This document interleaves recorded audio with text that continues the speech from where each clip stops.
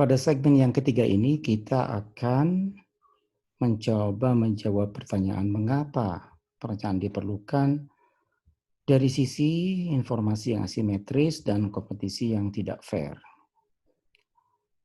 Eh, Sebelum membahas kepada tema tersebut, kita melihat di sini ada sebuah slide yang menggambarkan wajah yang sangat kontras ya. Ada masyarakat di sini yang hidup pada kawasan kumuh, pada badan sungai, dengan kualitas perumahan dan public facilities yang sangat-sangat terbatas, yang jauh di bawah standar yang layak sebagai tempat hunian.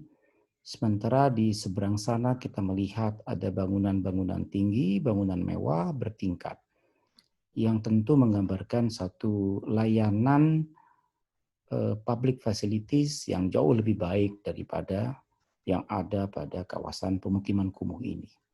Dua wajah yang sangat kontras, yang banyak sekali terjadi di tempat di Indonesia, di kota-kota besar terutama, maupun banyak tempat di dunia ya, terutama di negara-negara Asia, Afrika, dan Amerika Latin.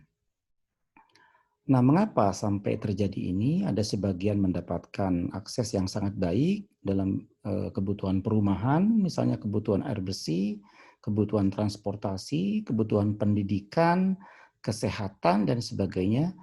Tapi ada sebagian masyarakat yang tidak mendapatkan layanan yang cukup baik dalam kebutuhan-kebutuhan tersebut. Jadi ada yang saya sebut sini tersingkir dalam kompetisi kehidupan. Mereka menjadi potret kelompok yang tidak mendapatkan layanan yang memenuhi ya, batas minimum, standar minimum dari sebuah layanan publik.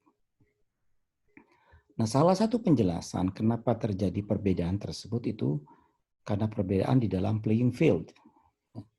Jadi kalau kita gambarkan di sini ibarat sebuah pertandingan antara mereka yang di sekolah A, sekolah B, dan sekolah C. Kita lihat di sini terjadi perbedaan dalam suasana atau tempat permainannya, gitu ya. Tidak fair ya. Kita lihat misalnya yang di sekolah B ini lebih tinggi posisinya daripada yang sekolah C dan sekolah A. Sehingga wajar dalam kompetisi sekolah B ini akan memperoleh kemenangan ya, untuk mendapatkan satu kesempatan, satu prestasi atau capaian yang lebih tinggi, lebih baik dari mereka yang di sekolah A dan sekolah C. Nah, dalam kehidupan pun seperti itu, ada sebagian kelompok masyarakat yang bisa mendapatkan misalnya layanan pendidikan kepada perguruan tinggi yang sangat baik. Bisa masuk ITB, bisa masuk UI, bisa masuk UGM, dan perguruan tinggi yang lain, tapi ada sebagian masyarakat yang tidak bisa mendapatkan akses kepada layanan perguruan tinggi sama sekali, gagal ya. Nah, tentu kenapa terjadi perbedaan tersebut? Ada yang bisa mendapatkan layanan yang baik, ada yang kurang, bahkan tidak mendapatkan layanan sama sekali. Salah satu sebabnya adalah karena ada perbedaan di dalam playing field.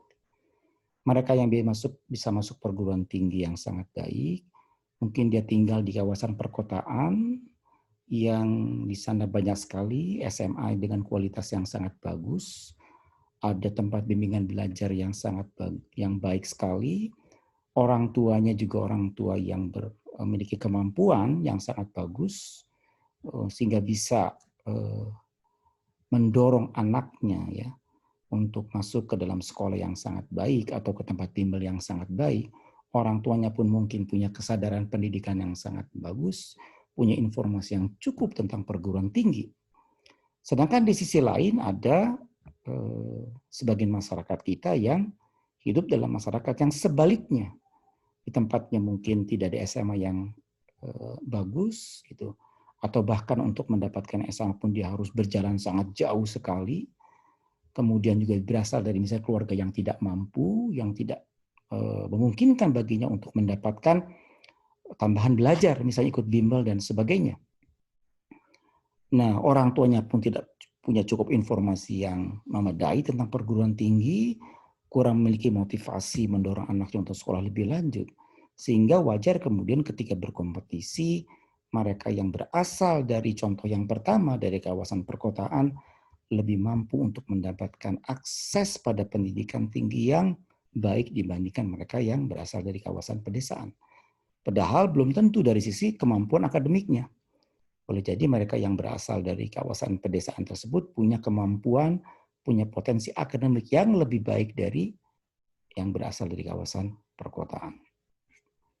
Terima kasih.